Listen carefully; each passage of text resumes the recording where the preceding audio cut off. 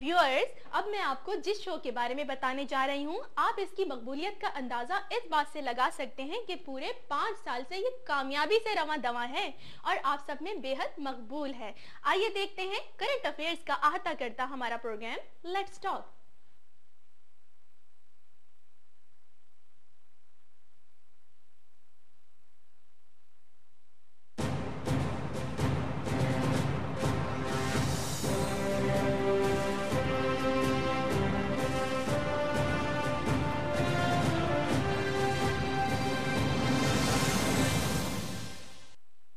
Programme let's talk और मैं अंजुम रिजवी ख़वातीन हज़रात प्रोग्राम लाइव आपकी खिदमत में पेश कर रहा हूँ। और अपने हर प्रोग्राम में कोशिश ये होती है कि किसी मोहतरम शख्सियत को बुलाएं, किसी मौजू पे बात करें और प्रोग्राम के ख़त्म होते होते अगर सारे जवाबात हमारे सवालों के नहीं मिले, वो सवाल जो मेरे जहन में भी गर्दिश करते हैं, जो आप मुझे ईमेल से भी भेजते रहते हैं, उनके जवाबात ना भी मिले तो कम से कम हमारी सोच के हिसाब दुरुस्त सम की तरफ गामजन हो जाए। वक्त ज़ाया आज ज़्यादा नहीं करूँगा, तमहीद इसलिए नहीं बांधूंगा कि मेरे पास जो मौजूद मेहमान हैं उनका ताल्लुक इस वक्त पाकिस्तान तहरीक इंसाफ के जनरल सेक्रेटरी हैं और मैंने इस वक्त इसलिए कहा कि वो शुरू से थे और रहेंगे। इस वक्त तहरीक इंसाफ का जो एक फिनोमेना सामने आया है, हमें कराची के जलसे के बाद आए दिन हम अखबारों में पढ़ रहे हैं, बड़ी बड़ी शख्सियात जो हैं अपनी सियासी पार्टियों को छोड़ छोड़ के तहरीक इंसाफ में शामिल हो रही हैं। गांव देहातों से लोग इत्तला जो आ रही है वो ये आ रही है कि तहरीक इंसाफ में शामिल हो रहे हैं। क्या तहरीक इंसाफ इस अचानक इंक्लूजन के लिए तैयार थी? क्या तहरीक इंसाफ में ये तमाम जो बड़े नाम आए लोगों के जहनों में कुछ सवालात पैदा कर रहे हैं? क्या तहरीक इंसाफ वो सब डिलीवर कर पाएगी जिसका के वादा हो रहा था? क्या वो इनकलाब बर्पा हो सकेगा जिसकी के बात की जा रही है? क्या नौजवानों को पोलिंग बूथ तक ले जाने में कामयाब हो जाएगी तहरीक इंसाफ? और बहुत सारे भी सवालात हैं। आपसे तारुफ कराता हूँ पाकिस्तान तहरीक इंसाफ के जनरल सेक्रेटरी जनाब डॉक्टर आरिफ अलवी साहब से। डॉक्टर साहब once again thank you very much, तशरीफ लाने का बहुत शुक्रिया। बहुत शुक्रिया डॉक्टर साहब, मजमा इकट्ठा 2 लाख से ज्यादा का फिगर आया। मजमा इकट्ठा करना और इलेक्शन जीतना, क्या ये 2 मुख्तलिफ चीजें नहीं है? जी बिल्कुल है। और असल में ये एक अजीब सी बड़ी खूबसूरत सी कहानी है पाकिस्तान तहरीक इंसाफ के हवाले से, क्योंकि पैगाम हमारा रोज़े अव्वल से तकरीबन वही है जो आज है कि करप्शन से पाक माशरा और पर करप्शन से पाक और खुददार और दयानतदार लीडरशिप हो। अच्छा, मगर मैं समझता हूँ कि इंसानों के दिलों के अंदर घर करने में बड़ा टाइम लगता है। अच्छा, वो घर करते करते हमें 14-15 साल लगे और मुल्क के हालात ने कोई ऐसी कैफियत ही पैदा नहीं की कि लोग मुतमईन हो जाएं जो मौजूदा लीडरशिप है या मौजूदा 2 पार्टी निज़ाम जो चल रहा है उस एतबार से। तो एक बहुत ही खूबसूरत फिनोमेनन ये निकला कि हम बाहर निकले, हमने जलसे करने शुरू किए, इस नीयत से नहीं किए कि इलेक्शन करीब आ रहा है। हम तो अपना मोमेंटम और लोगों तक अपनी आवाज़ पहुंचा रहे थे कि हमने धरने को इशू बनाया, यानी ड्रोन अटैक्स को हमने इशू बनाया। उसके बाद जनाब फिर हम मुल्तान गए। मुल्तान में हमने ये कहा कि हुकूमत को हम चैलेंज करते हैं कि हुकूमत हटानी पड़ेगी। हटाने से हमारी मुराद नॉन कॉन्स्टिट्यूशनल नहीं थी, कॉन्स्टिट्यूशनल थी। अच्छा, और फिर हम लाहौर पहुंचे। लाहौर से पहले ही मैं कहता हूं कि मुझे 8-10 महीने से ये अंदाजा होने लगा कि एक अवाम के अंदर एक लहर शुरू हुई है। वो बिल्कुल सही है। अब देखिए ना, कराची का जलसा जो था ये 2-2.5 लाख लोगों का, एक एस्टिमेट 3 लाख से ज्यादा का भी है। मैं आपको ये एस्टिमेट दे रहा हूँ कि जलसे के अंदर 2.5-3 लाख लोग आ सकते हैं। और आपको एक खूबसूरत बात बताऊं, क्योंकि आप जलसे में मौजूद होंगे, कि ये लोग 8 घंटे खड़े रहे।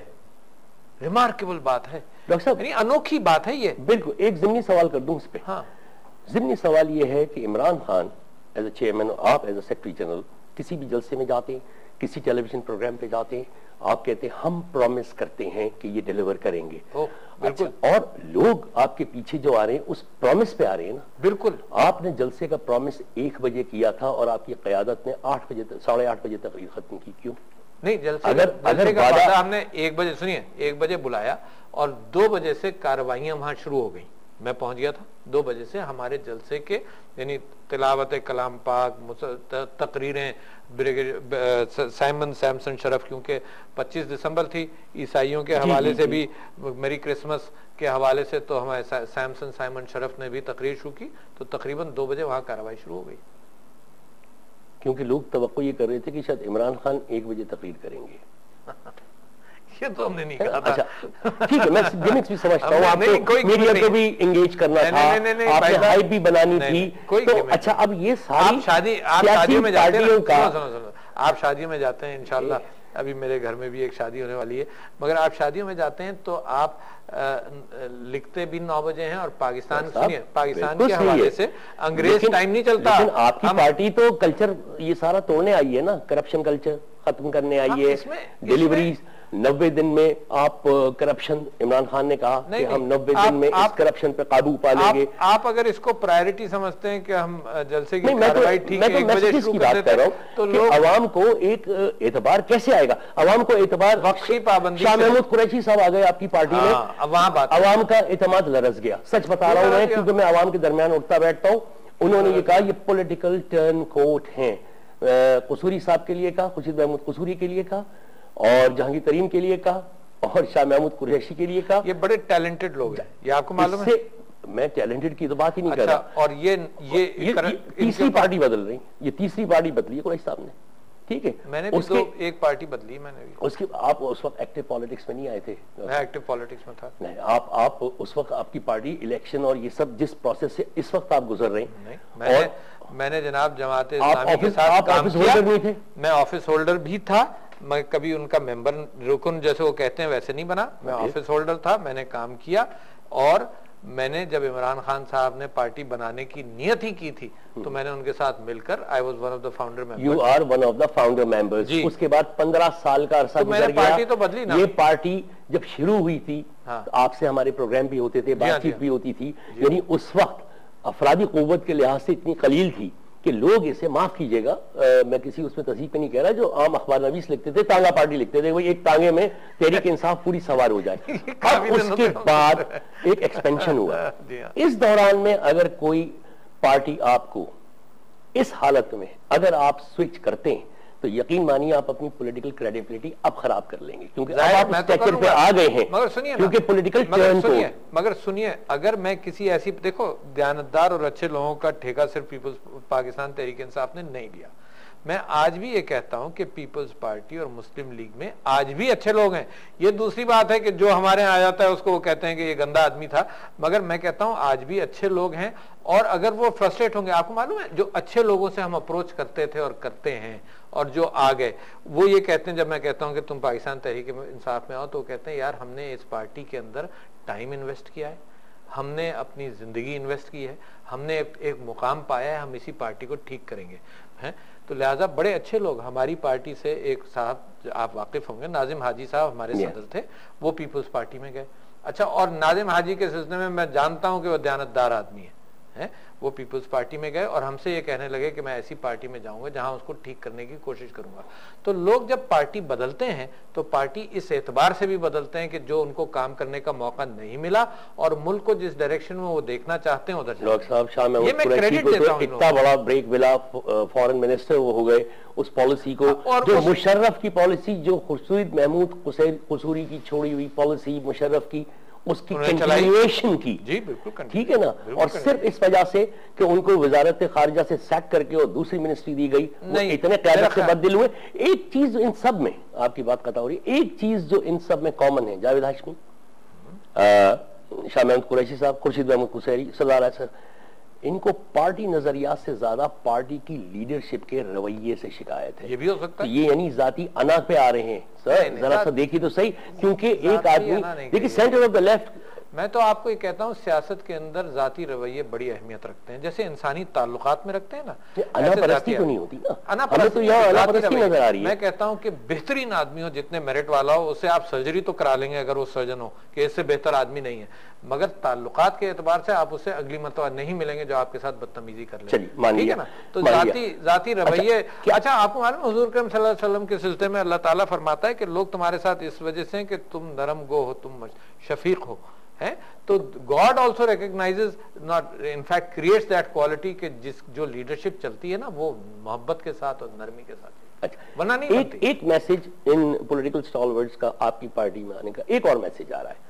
लोग जो आपस में तस्करा कर रहे हैं वो ये कह रहे हैं कि तहरीक इंसाफ इतनी डेस्परेट है, इनके पास इतने ऐसे उम्मीदवार नहीं है कि हल्के से जीतें, लिहाजा जो कंफर्म सीट्स हैं जिन जिन लोगों को आपने इस वक्त लिया है, इनकी, चाहे ये पीपुल्स पार्टी में हो, ये मुस्लिम लीग में हो, ये तहरीक इंसाफ में हो, ये इलाकाई जागीरदार है, इनकी सीट जो है पुश्तैनी सीट है, पक्की सीट है, तो आप असेंबली में पहुंचने के लिए डेस्परेट हो रहे हैं। ये जो कराची में लाखों आदमी आए थे, ये हमारे डेस्परेशन को कम कर चुके होंगे ना असेंबली में पहुंचने का।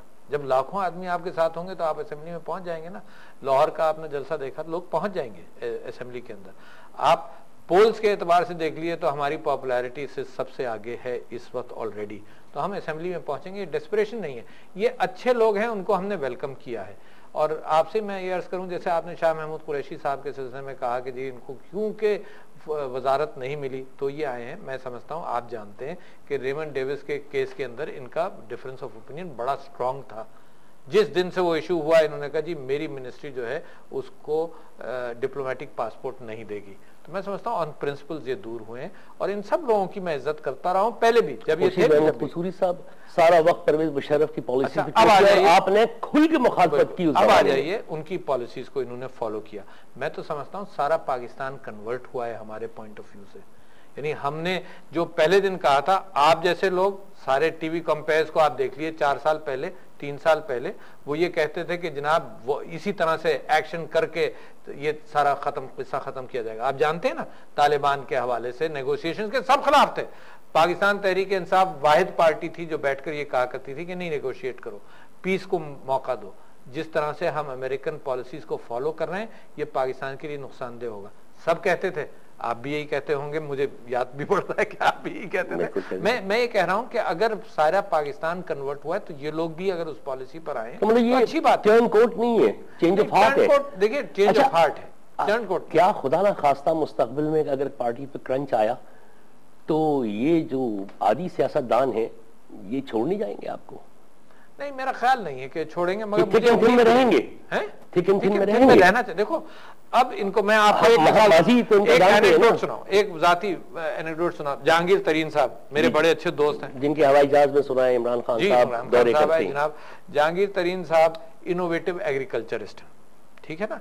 और मुझे एक मेरा अजीज मिला जो कभी सॉफ्टवेयर बनाया करता था 80s में। उसने कहा जहांगीर तरीन साहब के उस जमाने में यानी पानी देने के एतबार से वो मोबाइल स्ट्रक्चर्स थे जो खेतों को पानी दिया करते, वेरी इनोवेटिव जेंटलमैन, और दुनिया मानती है इस बात को। जहांगीर तरीन साहब जब कराची के जलसे में आए, यानी मैं हर एक से कहता था, सारे टीवी कंपेयर से कहता था, लाहौर के लिए मैं रिक्वेस्ट करता रहा कि तुम आकर वो पैशन देखो जो अवाम का है। जहांगीर तरीन साहब ने मुझको जलसे के बाद ये कहा कि डॉक्टर साहब वो पैशन मैंने देखा, आई एम सो इम्प्रेस्ड कि जो मैंने सियासत आज तक की है, आज मैंने पहली मर्तबा अवामी सियासत देखी है। और अवामी सियासत के एतबार से मैं समझता हूं कि इतना बेहतरीन मौका है पाकिस्तान को टर्न अराउंड करने का। ये जो है ना, ये इनका दिल इस तरफ आया है इन लोगों का, मतलब एक भरोसा कर रहे हैं। क्योंकि मैं जब स्कूल कॉलेज के बच्चियों से इंटरेक्ट करता हूं, कभी वहां जाता हूं, तो एक खास दलील जो वो ये देते हैं इमरान खान के लिए, वो ये कहते हैं कि हमने सबको ट्राई कर लिया, तो व्हाई नॉट हिम, इनको भी तो चांस दें, शायद यही डिलीवर कर दें। ये कौम की उम्मीद बनती है। मैं इससे ये बताइए, आपका मंशूर वो आम क्यों नहीं हो रहा? इंटरनेट पे चढ़ाइए उसे, कुछ हमें भी तो पता चले कि आपकी जागीरदारी के बारे में क्या पॉलिसी या मंशूर बन रहा है, बिल्कुल आपका सूद के बारे में क्या बन रहा है, आपका हुदूद ऑर्डिनेंस के बारे में क्या आपके यानी लाहे अमल होंगे आइंदा के, IMF से आप कैसे पीछा छुड़ाएंगे, वर्ल्ड बैंक से कैसे छुड़ाएंगे। तकरीर में 90 दिन में करप्शन खत्म कर दूंगा या काबू पा दूंगा, इमरान खान साहब का कहना बजा, लेकिन मोडस ऑपरेंडी क्या है इसका? अच्छा, ये अगर आज की टॉक आपने उस मोडस ऑपरेंडी पर रखी होती तो हम सब इन चीजों पर जरूर गुफ्तगू करते, और आपके इतने अच्छे प्रोग्राम हमारे साथ होते रहे जिसके अंदर हम इनको इकाइयों में हम करते भी रहे। आपने ये बात कही कि इस मैनिफेस्टो को पब्लिक कर लिया जाए। अब तक हमारा ख्याल ये था, आज से 1 महीने पहले तक मेरा भी जाती ख्याल ये था कि ये मैनिफेस्टो इलेक्शन के करीब, मुझे याद है आपने मेरी प्रोग्राम में कहा था कि मेरे पास है, लेकिन मैं इस वक्त इस मंशूर को एग्रीकल्चर पॉलिसी को लेके आने, लेकिन नहीं, मैं आपको बताऊं अभी भी मैं इस मामले में कंफ्यूज हूं कि अभी लाया जाए नहीं लाया जाए। अच्छा। क्योंकि एक नक्काली हमारी चल रही है। अच्छा, जो हम कहते हैं और करते हैं वो 15 या 20 दिन में या महीने में कहा जाता है और किया जाता है। दूसरे कर लेते हैं, दूसरे यही बात है ना। अच्छा सुनिए ना, लेकिन दूसरे तो ये भी कहते हैं हम करप्शन खत्म कर देंगे, तो खान साहब भी यही कहते हैं। लिहाजा लेकिन लोगों को फैसला तो करने दीजिए कि डिलीवर कौन करेगा। लिहाजा असल इशू यही है कि डिलीवरी का। और मैं आपके प्रोग्राम के अंदर हमेशा ये बात करता रहा हूं कि आपने सबके मैनिफेस्टोज जब हम एक मतलब अपना ओपन कर देंगे सबके वही हो जाएंगे। यानी मैं जलसे के एतबार से भी कह रहा हूं और अपने प्रोसेस के एतबार से भी